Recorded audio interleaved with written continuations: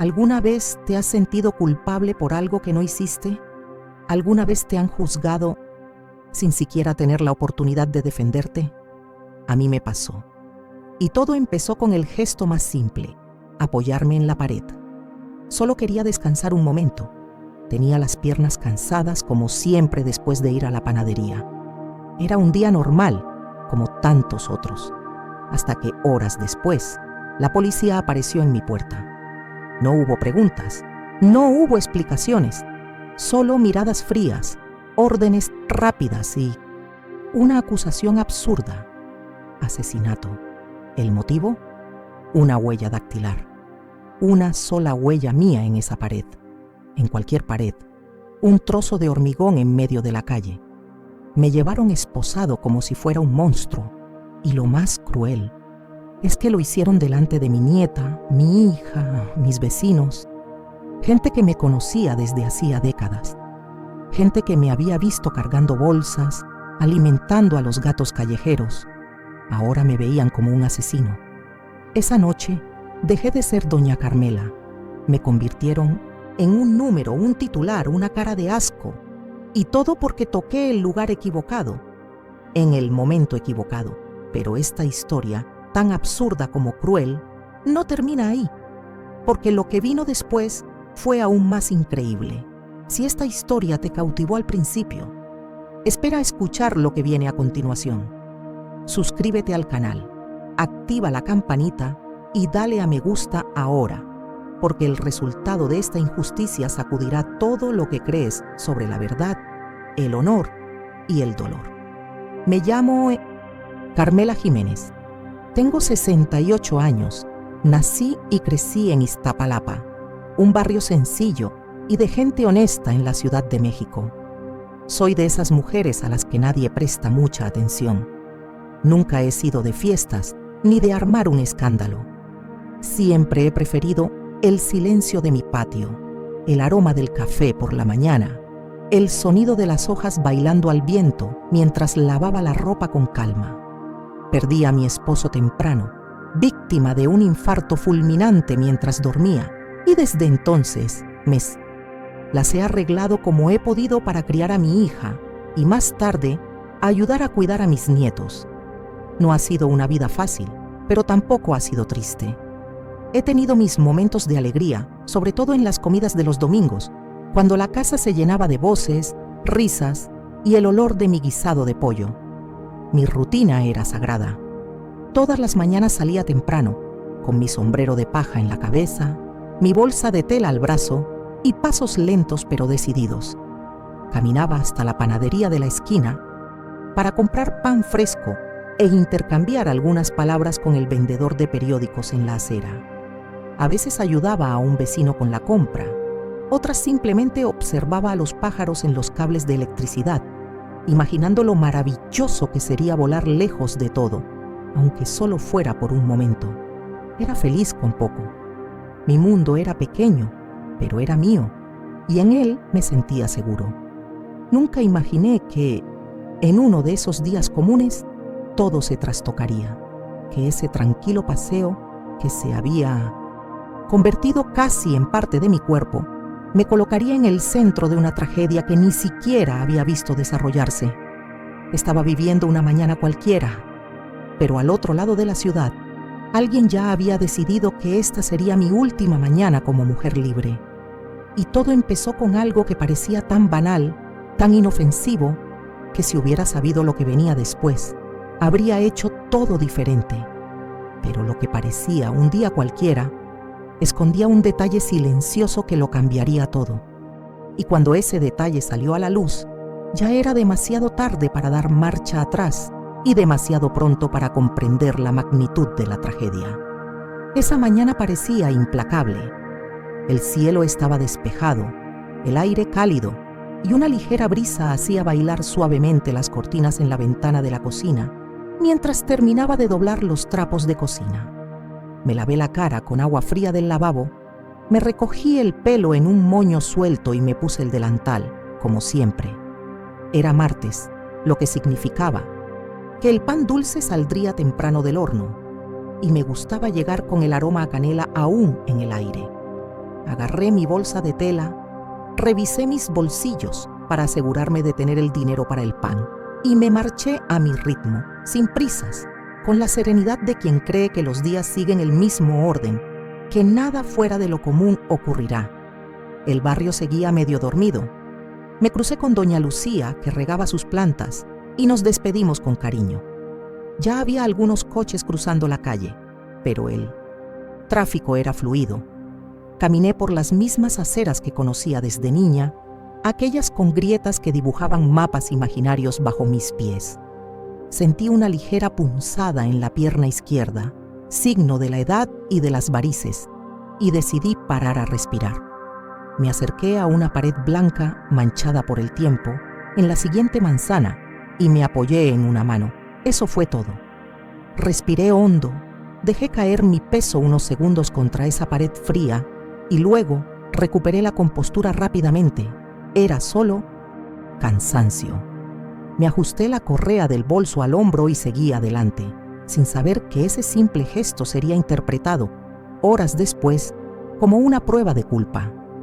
Llegué a la panadería, saludé al señor Roberto, quien ya me esperaba con pan caliente y envasado, como siempre hacía al verme doblar la esquina. Compré el pan dulce, una botellita de leche, le di las gracias y volví por donde había venido. No había nada extraño en la calle, ninguna señal de problemas, ninguna actividad policial. Me sentía ligero, como si la mañana hubiera sido otra de esas pequeñas victorias en nuestra vida diaria que ni siquiera notamos. Cuando entré, mi hija estaba preparando café y mi nieto menor estaba viendo dibujos animados en la televisión. Les sonreí, les besé la cabeza y fui a guardar el pan en la despensa, sin imaginar aún que esta sería la última vez, en mucho tiempo, que haría esto en paz. Horas después, el silencio de la tarde se rompió con un fuerte golpe en la puerta. 3 hombres armados, con chalecos con el logo de la Policía Metropolitana, pidieron hablar conmigo. Mi hija corrió a abrir confundida, mientras yo me limpiaba las manos en el delantal, sin comprender la urgencia. No sonrieron, no saludaron, ni siquiera ocultaron sus miradas acusadoras. Simplemente dijeron que estaban allí para investigar mi conexión con un homicidio ocurrido esa mañana, a pocos metros de donde yo había estado. Me quedé paralizada. Mi corazón pareció detenerse por un segundo, pero mantuve la calma, creyendo que todo era un malentendido que podría resolverse con una simple explicación. Solo había ido a comprar pan. No había hecho nada, era inocente, pero no me escucharon. Simplemente dijeron que mis huellas estaban en un lugar estratégico de la escena del crimen. No tenía ni idea de lo que pasaba en esa casa por la que pasé. No oí gritos, no vi nada. Simplemente seguía con mi día y de repente me sacaron de casa delante de mi familia. Y fue en ese momento que comprendí que a veces la verdad no tiene voz, porque incluso sin saber nada, incluso sin haber hecho nada, ya me estaban culpando. Y cuando subí a ese coche de policía, sin entender si era una pesadilla o un error temporal, no lo sabía todavía. Pero los próximos días serían los más oscuros de mi vida. Pero lo que aún no sabía era que la pared en la que me apoyé unos segundos ya estaba manchada de sangre.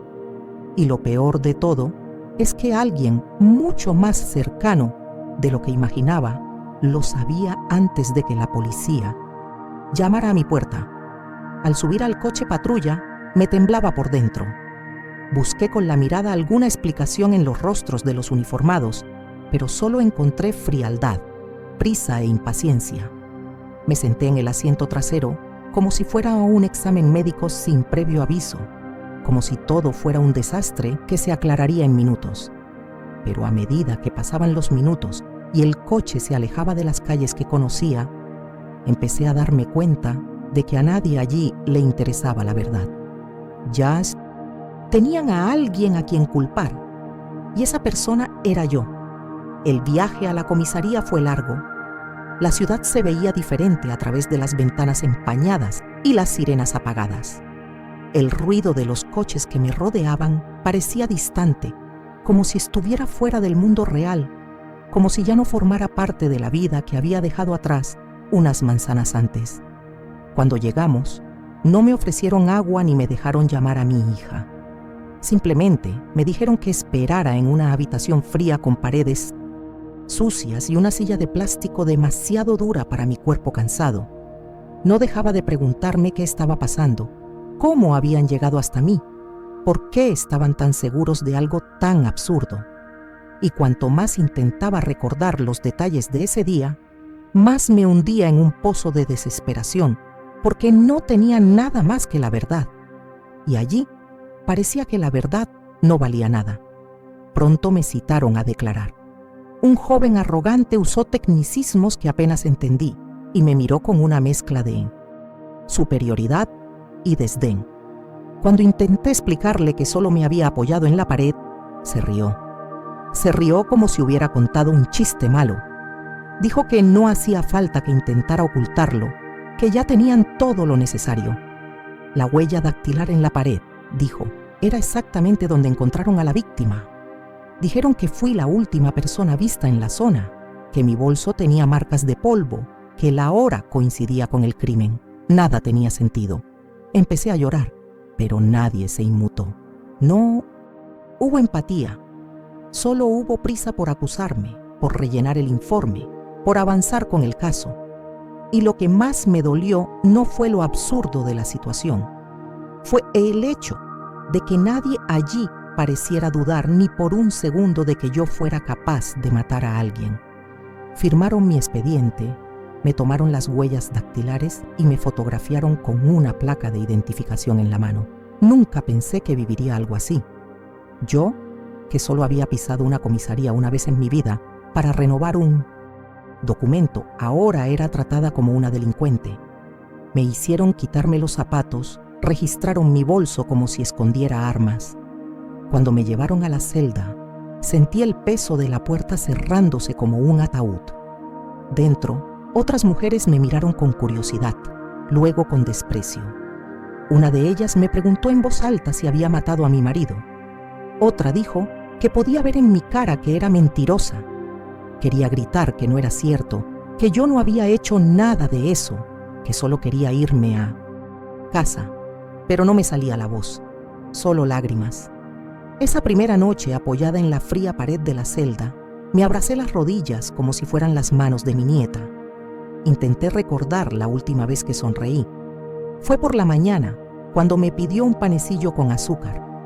Y allí, en ese espacio reducido, rodeada de cemento y miradas duras, comprendí cómo todo podía ser arrebatado en cuestión de horas.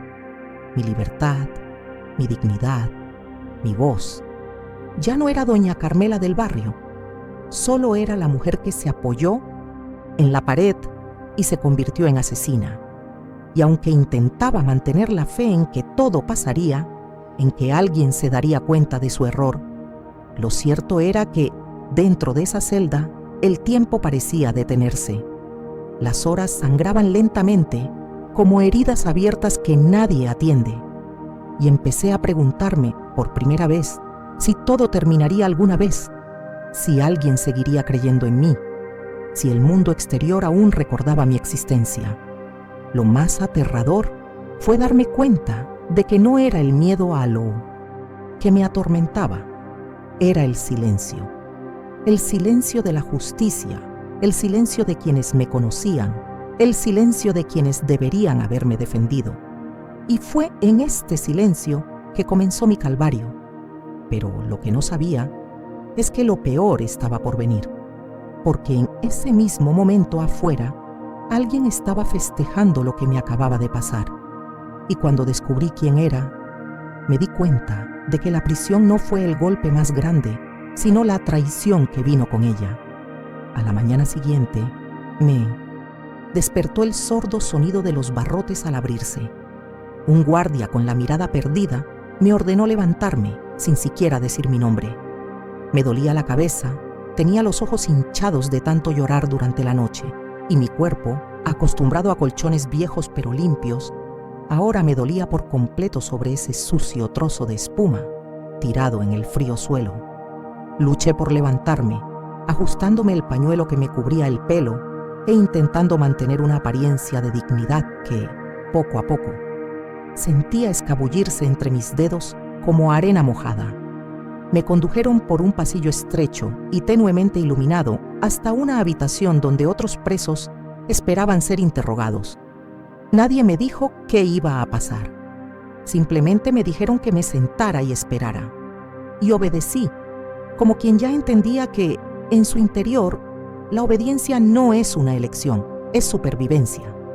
Mientras esperaba, noté las miradas de reojo, los susurros, las risas ahogadas de los oficiales y otros reclusos. Uno de ellos incluso comentó que parecía demasiado tranquilo para alguien que, según los periódicos, había asesinado a un hombre a sangre fría. Intenté responder, pero sentí un nudo en la garganta. Ya no sabía si mi voz tenía algún valor o si sería solo otro sonido ignorado por quienes ya habían decidido mi culpabilidad antes siquiera de oírme. En el momento en que me llamaron para una nueva audiencia informal con el investigador del caso, me di cuenta de que mi hija estaba fuera de la habitación intentando verme a través de una rendija en la puerta. Nuestras miradas se cruzaron por unos segundos, pero vi todo lo que necesitaba ver en esa mirada. Vi su desesperación, confusión, vergüenza y miedo. Y también vi el comienzo de algo que me dolió más que las esposas en mis muñecas, la duda. Porque incluso ella, que me conocía desde mi primer llanto, ya no sabía qué creer. Tras la conversación fría e impersonal con el investigador, que más bien pareció un monólogo donde exponía sus teorías como si fueran verdades absolutas, me devolvieron a la celda. Esta vez compartían espacio con otras 3 mujeres, todas condenadas previamente por delitos que solo conocía por las noticias. No eran agresivas, pero tampoco me recibieron bien. Me trataban con cierta distancia, como si mi presencia fuera una amenaza, una extraña en su nido. Una de ellas, una joven con marcas en los brazos y mirada dura, me preguntó con sarcasmo si de verdad quería seguir con la farsa de la anciana inocente. Otra simplemente se espentecé. Rió y dijo que todas allí habían empezado negándolo todo. Y en ese momento, por primera vez, me pregunté si ser inocente bastaba para sacarme de allí, porque parecía que una vez entre rejas, la verdad se volvía irrelevante. Los días siguientes fueron todos iguales, como si el tiempo se hubiera detenido en ese lugar. Me sirvieron comida que apenas podía tragar, me dieron una manta sucia que apestaba a moho y me trataron como si hubiera perdido el derecho a ser escuchada, a ser cuidada, a ser tratada como un ser humano. Lo poco que me impulsaba era la esperanza de que alguien allá afuera se moviera por mí, buscando la manera de demostrar mi inocencia.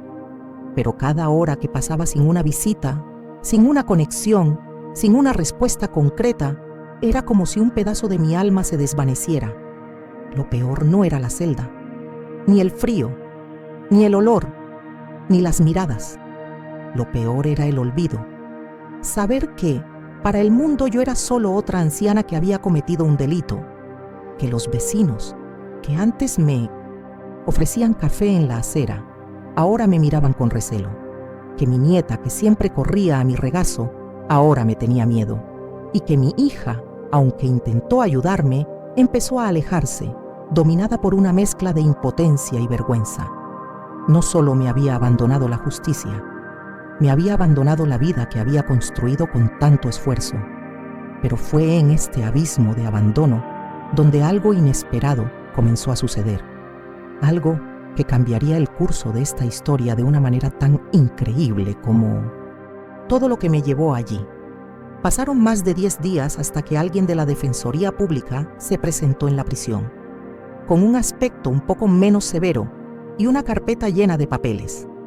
La mujer que me atendió era joven, de rostro serio, y hablaba en tono neutro, como si hubiera visto tantos casos similares que la empatía se convirtiera en un lujo peligroso. Se presentó como Lourdes, una defensora recientemente asignada a mi caso, y me pidió que le contara todo, desde el principio.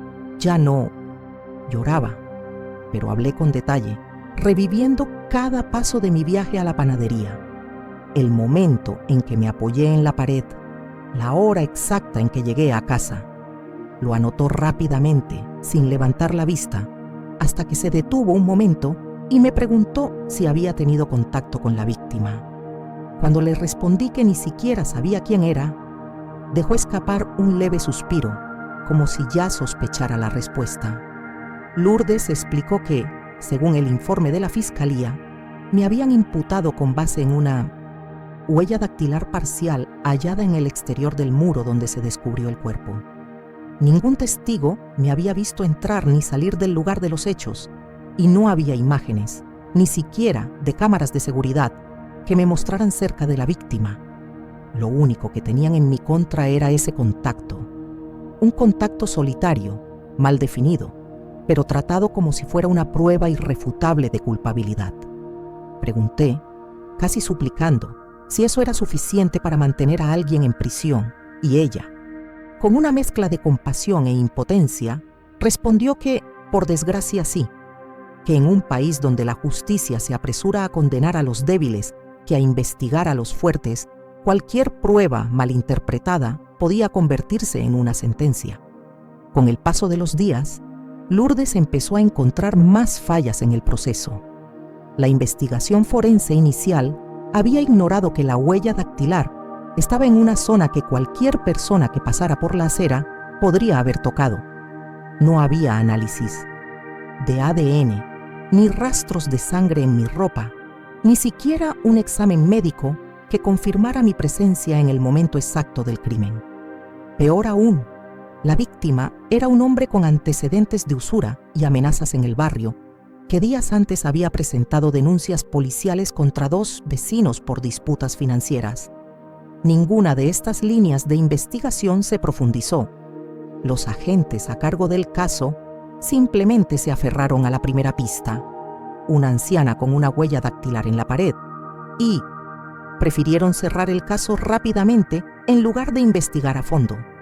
También descubrimos que, en las grabaciones de las cámaras de seguridad del barrio, varias personas habían atravesado el mismo muro ese día, incluyendo niños y vendedores ambulantes.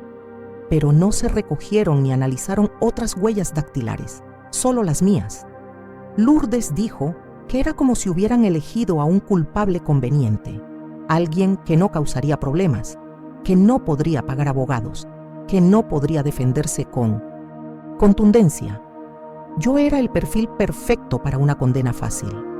Cuando dijo esto, sentí una mezcla de rabia y vergüenza. Rabia por haber sido arrojado a ese lugar como estiércol humano. Vergüenza por haber creído que, por ser inocente, la justicia me liberaría naturalmente. No había nada natural en ello. Todo era una máquina impulsada por la prisa, el cansancio y la deshumanización de quienes juzgan sin mirarte a los ojos.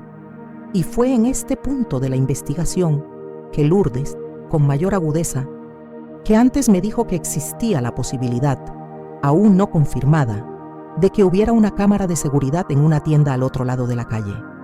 Una cámara que podría haber captado el momento exacto en que me apoyé en la pared y me marché. Una cámara que podría salvar mi vida, mi historia, mi nombre. En ese momento, por primera vez, sentí una chispa de esperanza dentro de la fría celda. Era débil, casi extinguida, pero era esperanza, y me aferré a ella como quien se aferra al borde de un abismo. Porque lo que esa cámara reveló, nadie estaba preparado para verlo. 2 días después de aquella conversación con Lourdes, regresó a la penitenciaría con el rostro cambiado. Caminaba apresuradamente, con las manos temblorosas aferradas a una carpeta más gruesa que antes. Y al entrar en la sala de tratamiento, me miró con los ojos húmedos, como si sostuviera algo que lo cambiaría todo. Antes siquiera de sentarse, dijo: «Encontramos la cámara, doña Carmela, y lo grabó todo». Mi corazón latía con una fuerza que no había sentido en semanas. Fue como si, en ese instante, el tiempo se hubiera detenido, como si todos los ruidos de la prisión se hubieran silenciado y solo quedara ese hilo de esperanza, entregado a las manos de alguien que había olvidado lo que era tener fe. Abrió la laptop sobre la mesa, Me acercó la pantalla y pulsó el botón de reproducción. La imagen tembló un poco, pero era nítida. Allí estaba yo, cruzando la acera con mi bolsa de tela al brazo, caminando despacio, mirando a mi alrededor con mi habitual cautela. El sol se reflejaba en la pared blanca de la casa y me acerqué. Me recosté unos segundos, respiré hondo y seguí adelante. Así de simple. El reloj de la cámara marcaba que ese momento había ocurrido 32 minutos antes de la hora registrada en el informe como la hora probable de la muerte de la víctima. En otras palabras, cuando se cometió el crimen, yo ya estaba en casa, tomando café con mi hija, preparando el pan en la mesa. Ver esa imagen fue como recuperar una parte de mí que me habían arrancado a la fuerza. Fue como si por fin alguien me hubiera devuelto el derecho a decir: estuve allí, pero no hice nada. Lourdes, conmovida, dijo que ya había presentado la grabación en el caso y solicitó, con base en las nuevas pruebas, la revocación inmediata de su prisión preventiva. Por primera vez desde que todo empezó, me llamó señora, con respeto, con humanidad. Y por primera vez desde que entré en ese lugar, sentí que quizás aún había justicia en este mundo. Las horas siguientes fueron un torbellino de movimiento, firmas y despachos urgentes. A última hora de la tarde, me llamaron desde mi celda y me dijeron que me liberarían. No hubo disculpas, no hubo reconocimiento de ninguna falta. Solo un formulario firmado, un sobre con mis pertenencias y una salida fría por la parte trasera de la comisaría. Salí con el mismo paso lento con el que había entrado, pero por dentro todo era diferente. Era libre, pero no me sentía liberado. La herida aún sangraba, la vergüenza aún me quemaba, e incluso con la verdad expuesta ante las autoridades, sabía que el mundo exterior no olvidaría fácilmente lo que se había dicho en los periódicos. Regresé a casa, pero lo que allí me esperaba estaba muy lejos del hogar que dejé atrás. La puerta principal nunca me había pesado tanto como el día que regresé. Tenía el mismo picaporte de hierro, los mismos escalones desgastados de subir y bajar bolsas de pan y verduras, el mismo olor del jabón que había usado durante años para fregar el suelo de la cocina. Pero todo allí había cambiado, no en las cosas, sino en los ojos de quienes las veían. La calle que una vez me saludó con saludos de los vecinos ahora parecía estrecha, silenciosa, como si intentara esconderse de mí. Había miradas tras las cortinas, susurros apagados y pasos que se alejaban a medida que me acercaba. Esa tarde, cuando abrí la verja y sentí que mis pies tocaban de nuevo el suelo de la sala, me di cuenta de que mi libertad ya no era un lugar seguro. Era solo un recordatorio constante de que, incluso libre, seguía prisionera, no por barrotes de hierro, sino por el peso de un juicio invisible. Mi hija me recibió con un abrazo débil, de esos que damos más por obligación que por cariño genuino. No dijo nada durante los primeros minutos. Simplemente puso una taza de té en la mesa y salió de la habitación, dejando que el sonido de los dibujos animados de la televisión llenara el silencio que nos separaba. Mi nieto, que antes había corrido a mi regazo en cuanto me vio, ahora me miraba con recelo. Sus ojitos escudriñaban mi rostro en busca de alguna explicación, como si intentara comprender si yo era la misma abuela que hacía panqueques con forma de estrella. Me senté en el sillón de la sala con las manos en el regazo, observando en silencio cada rincón de la casa que había ayudado a construir. Y me di cuenta de que ya no pertenecía allí como antes. Algo dentro de mí se había roto y, quizás para siempre, las noches se volvían aún más difíciles. Me despertaba con el sonido de portazos, el eco de voces gritando mi nombre como en prisión, el frío de aquella celda materializándose sobre mi cama. Había un dolor innombrable. No era solo tristeza, ni solo indignación. Era algo más profundo, más silencioso, como una grieta invisible en mi alma que, aunque no duela, sigue ahí. Tenía miedo de salir, miedo de mirar a mis vecinos a los ojos, miedo de ser reconocido por alguien que solo Había visto mi cara en las noticias y desconocía mi inocencia. Y, peor aún, miedo de no ser reconocido nunca más por quien realmente era. Empecé a notar que la gente se distanciaba gradualmente. Amigos de toda la vida dejaron de visitarme.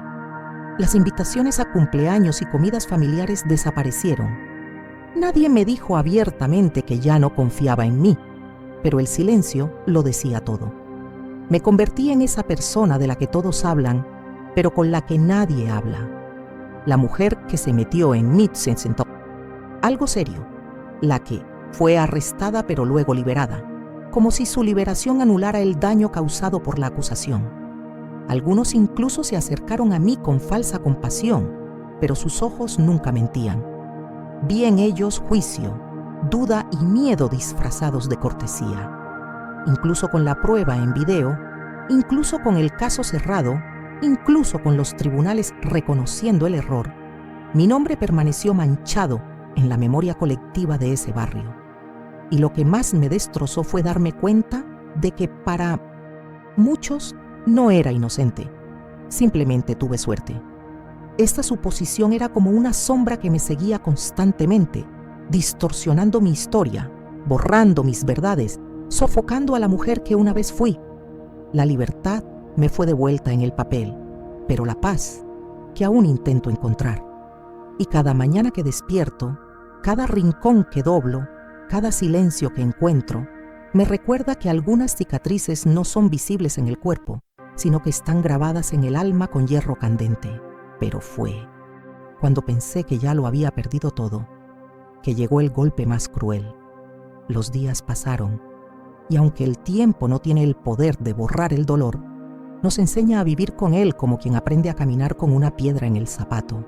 Molesta, duele, pero no nos impide seguir adelante. No olvidamos, solo aprendemos a seguir adelante, incluso cuando nos duele, incluso cuando nos desacredita, incluso cuando nos cansa.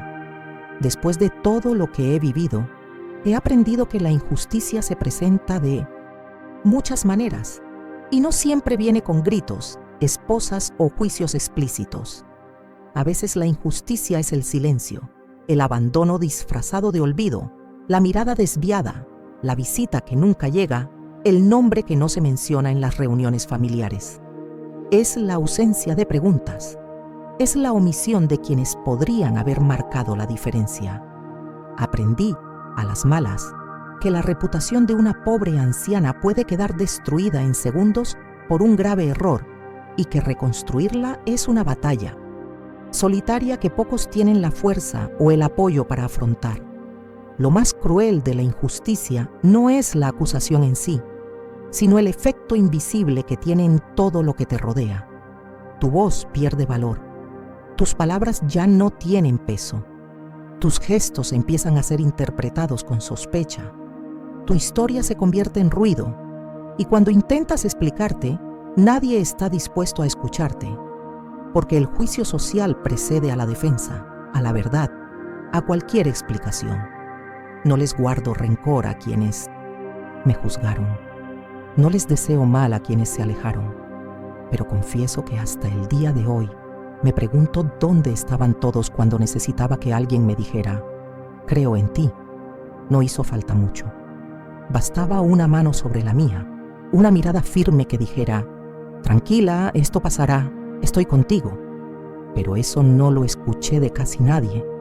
La mayoría prefería el silencio, preferían apartar la mirada, preferían seguir con su vida diaria sin involucrarse, sin comprometerse. Y lo entiendo, ¿sabes? La gente tiene miedo de acercarse al dolor porque es contagioso. Nadie quiere que lo confundan con el agraviado. Nadie quiere arriesgar su nombre por alguien que está siendo señalado con tanto fervor. Es más fácil callar, más seguro alejarse. Lo que más me dolió no fue la prisión, ni las acusaciones, ni siquiera los interminables días en esa celda húmeda. Lo que más me dolió fue darme cuenta de que en algún momento de esta tragedia dejé de ser visto como un ser humano y me convertí en un simple caso, un rostro en un reportaje, una sombra en una historia mal contada. Me convertí en un personaje de una narrativa construida a toda prisa, sin atención, sin escuchar, sin compasión. Y esto te destruye por dentro de una forma que nadie puede imaginar. Hoy intento reconstruir mi vida con lo que me queda. Mis nietos aún me abrazan. Mi hija aún me llama mamá con ese cariño que me recuerda que no todo está perdido. La fe en Dios aún me sostiene, incluso cuando todo a mi alrededor se derrumba, incluso cuando el recuerdo me arrastra de vuelta a las frías noches de mi celda, incluso cuando sueño con las voces que me acusan de nuevo. Me despierto cada día con el mismo ritual. Me pongo el delantal, preparo mi café, barro la acera y miro el muro de enfrente. Sí, ese muro. Permanece allí, inmóvil, silencioso, como si no tuviera nada que ver con lo que me pasó. Y quizás no. Quizás solo fue un telón de fondo, un cómplice involuntario de una tragedia mayor. Pero fue en ese hormigón, frío e indiferente, donde me arrebataron la libertad sin que nadie oyera mi grito. Y si hablo hoy, es para que otras voces como la mía ya no sean silenciadas, que cada ama de casa, cada abuela olvidada, cada mujer invisible sepa que el dolor que lleva tiene un nombre, una historia y un valor. No importa lo que digan, no importa cuántos intenten borrar su verdad. Mientras haya una voz dispuesta a hablar, habrá esperanza. Y mi esperanza, a pesar de todo, sigue viva. Vive en las palabras que tengo, el valor de decir hoy. Vive en el testimonio que dejo. Vive en los ojos de mis nietos, que ahora saben que la injusticia puede llamar a la puerta de cualquiera, pero que también se puede superar con dignidad, fe y resiliencia. No fue fácil volver a la calle y enfrentar las miradas. No fue fácil pisar la acera donde tantos susurraban mi nombre con desprecio, pero regresé. Regresé con la frente en alto, incluso con el corazón roto, porque si algo he aprendido es que nadie tiene derecho a arrebatarnos lo que realmente hemos construido. Me juzgaron por algo que no hice, pero ¿quién soy? Nadie puede robarme eso. Y si mi historia toca, aunque sea un corazón, si hace reflexionar a alguien antes de señalar, si le recuerda a un policía, a un juez, a un periodista, a un vecino, que detrás de cada nombre hay una vida, entonces vale la pena, porque al final eso es todo lo que nos queda: transformar el dolor en memoria y la memoria en resistencia. Mi vida continúa, de otra manera, más cautelosa, más silenciosa, pero con un propósito, porque mientras tenga fuerzas, seguiré recordando que la justicia no se hace con prisas, con estadísticas ni con juicios automáticos. La justicia se hace escuchando, con atención, con humanidad. Y quizás un día alguien mire a una mujer cansada en la calle, apoyada en un muro, y en lugar de sospechar, le pregunte si necesita ayuda. Si eso sucede, entonces todo lo que he pasado no habrá sido en vano. Si has llegado hasta aquí, escuchando cada una de mis palabras, sintiendo el peso de la injusticia que sufrí, debes saber que mi historia no es única. Hay otras voces, otras mujeres, otras abuelas que fueron arrancadas de sus hogares, humilladas públicamente, olvidadas por todos y juzgadas por errores que nunca cometieron. Historias que, como la mía, fueron ignoradas por un sistema que ve con demasiada rapidez y juzga con demasiada negligencia. Y por eso acepté contarlo todo. Porque si mi dolor puede servir de advertencia, si mi historia puede evitar que alguien más pase por lo que yo pasé, entonces mi voz no habrá sido en vano.